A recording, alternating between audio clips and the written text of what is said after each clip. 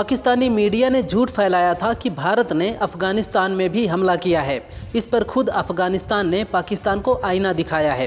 अफगानिस्तान ने कहा भारत ने कोई हमला नहीं किया है, पाकिस्तान का दावा बेबुनियाद है। इससे पहले भारतीय विदेश सचिव विक्रम मिस्री ने पाक के दावे पर कहा था कि हमें अफगानिस्तान को बताने की ज़रूरत नहीं है कि उनके नागरिकों पर कौन हमला करता है, पूरी दुनिया को पता है। सहारनपुर में 8 साल की बच्ची का खून से लथपथ शव मिला है। बच्ची की मां ने बताया कि शुक्रवार को उनकी बेटी लापता हो गई थी। परिजनों ने देर रात तक बच्ची की खोजबीन की, लेकिन कोई जानकारी नहीं मिली। बच्ची का शव मिला और उसके प्राइवेट पार्ट से खून बह रहा था। रेप के बाद हत्या की आशंका है। फिलहाल पुलिस ने शव को पोस्टमार्टम के लिए भेज दिया है। भारत के ऑपरेशन सिंदूर के बाद पाकिस्तान की तरफ से नापाक मिशन बुन्याल उल मुरसूस को शुरू किया गया।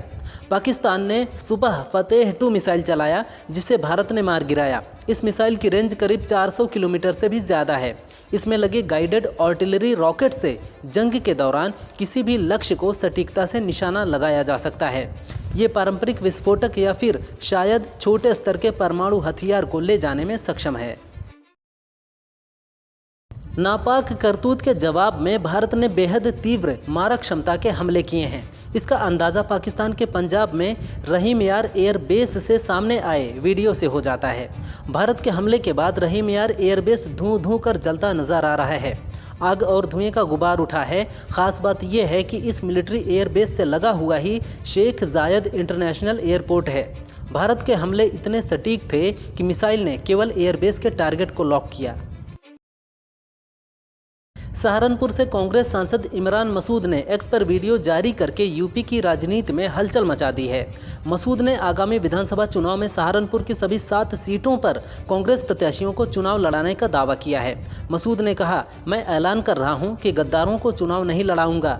मैं किसी की चाकरी के लिए, किसी की मालिश के लिए नहीं बना हूं। सभी सीटों पर कांग्रेस प्रत्याशी चुनाव लड़ेंगे। AIMIM प्रमुख असदुद्दीन ओवैसी ने कहा, पाकिस्तान ये आसानी से भूल जाता है कि भारत में 23 करोड़ से अधिक मुसलमान रहते हैं और हमारे पूर्वजों ने जिन्ना द्वारा प्रस्तावित 2 नेशन थ्योरी को खारिज कर दिया था और हमने भारत को अपने देश के रूप में स्वीकार किया और हम यहीं रहेंगे। पाकिस्तान धर्म के नाम पर भारत का विभाजन करना चाहता है। वे भारतीय मुसलमानों, हिंदुओं और अन्य समुदायों के बीच तनाव पैदा करना चाहते हैं। भारत पाक सीज़फायर को अमेरिका भले अपनी कामयाबी बता रहा हो, पर पाक पहले ही कदम पीछे खींचने लगा था। पाक PM ने सबसे पहले अपनी जनता के सामने अपनी झूठी वाहवाही करते हुए कहा, हमने बदला ले लिया, अब हम अपनी तरफ से कोई हमला नहीं करेंगे। पाक के DGMO ने भारत के DGMO को फ़ोन किया तो पाक NSA ने हमारे NSA अजीत डोभाल से बात की। आज भारत के तीखे हमले के बाद पाक को समझ आ गया था कि वह गलत रास्ते पर है। भारत ने पाकिस्तान के साथ युद्ध विराम की घोषणा भले ही कर दी हो, लेकिन वह पाक की नापाक हरकतों के सामने झुका बिल्कुल भी नहीं है।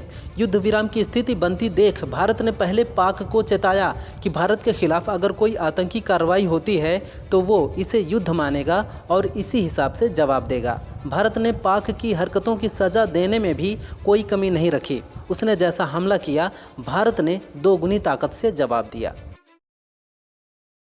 जम्मू कश्मीर के पूर्व DGP शेष पॉल वैद ने भारत पाकिस्तान संघर्ष विराम समझौते पर प्रतिक्रिया दी है।